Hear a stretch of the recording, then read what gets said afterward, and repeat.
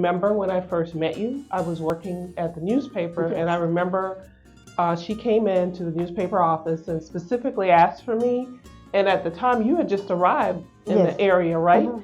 And she wanted to write for the newspaper because the Latino population had just started to grow on Hilton Head, and we had a new influx of residents to the island. And here comes Diana saying, there's a lot of us here, and I want to help people get acclimated to the community and learn about what's going on and keep them informed. But when you came here, where did you come from?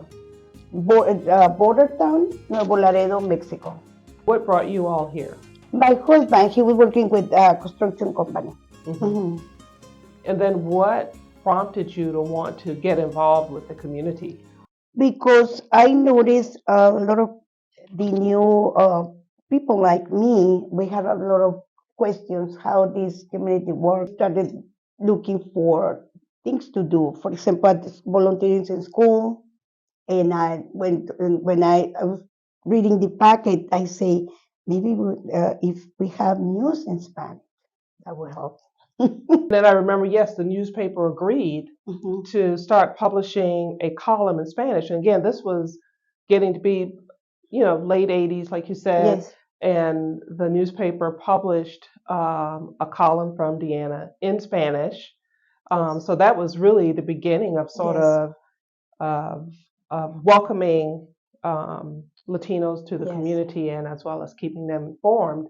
And so any sort of news that needed to go out in Spanish, Diana would get it. She would write it, translate it into Spanish so that the new residents would have access to Yes. information at that time. Yes. And then just kind of continue. And so that really was the beginning of you being Yes. influential in this community. You got involved with the church as Yes, well? in San Francis, we started the Sabor Latino Festival, and now Eric Esquivel, he does that.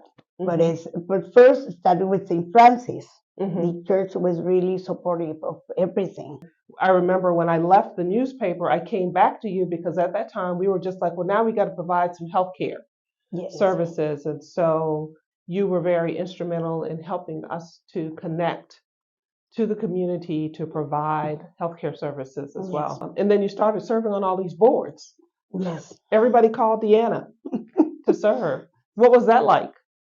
It was really interesting because I learned how the community really works. How it was really good for me.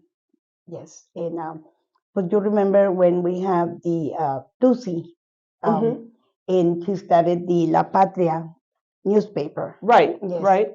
And that was a good thing because that was a Hispanic paper. Going back to the healthcare, you just mentioned the Go Red for Women campaign. Yes. And how we pulled that off, and you gathered up a whole group of Latino women to help Yes. spearhead Yes. health campaigns They for were all Latino women. dressed in red. Everybody was dressed in It was red. right here in school. Yeah.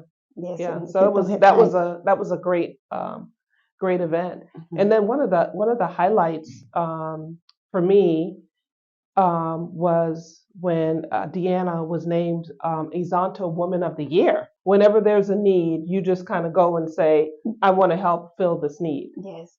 So And I think MBSE Bank was one of the, Sinopus Bank now, was one of the banks that started services in Spanish. I know it was a passion of yours to work with young people. There's no use to be in the office if the action, everything is up in the front. The parents come and they have questions, and sometimes they need to speak with a counselor or they have meetings. Today we had 3 IEP meetings. It's a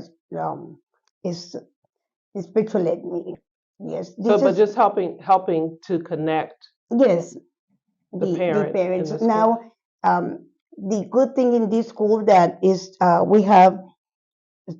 there's so many bilingual personnel here. There's so much. It's the nurse. Mr. Cedric has 2 bilingual liaisons at the front. The guidance department, they have 1 person that speaks Spanish, And with the assistant principal, there's another one that speaks Spanish. It's, and we have teachers here that speak 5 languages. We have kids from Italy, South Africa. We have kids from Korea, from Jamaica, in Russia, Brazil, well, South America, in Central America, and in Mexico, and from everywhere. What's your favorite part of the job? My favorite part, I think the Cinco de Mayo celebration. Okay, okay. They prepare the whole year thinking what are we gonna do, what the teachers work so hard that they deserve, you know, they deserve something good. It's gonna be in September, 10 years. Clearly, in those 10 years, you've definitely played a significant role in helping connect the parents and the teachers and even helping the students to find their way.